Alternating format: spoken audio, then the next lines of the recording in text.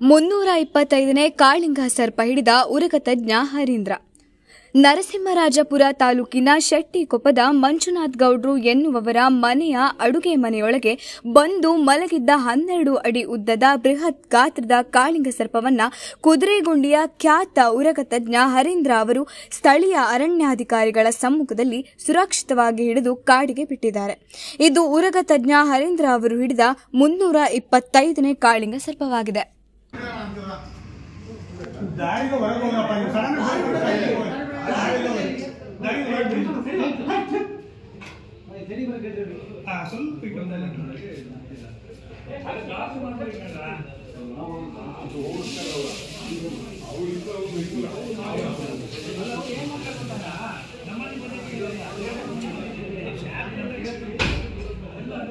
ಹೊರಗಡೆ ಇದು ಕರೆಕ್ಟ್ ಆಗ್ತದೆ.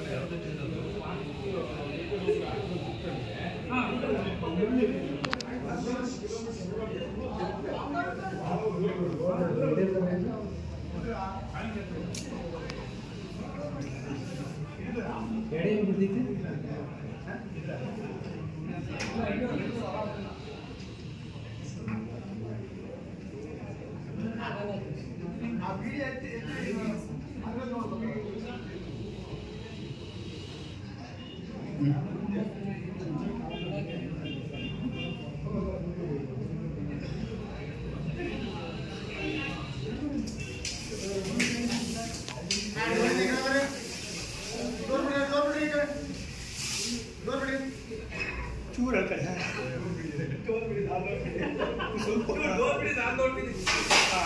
हां हां ओए दो बिडी का बनी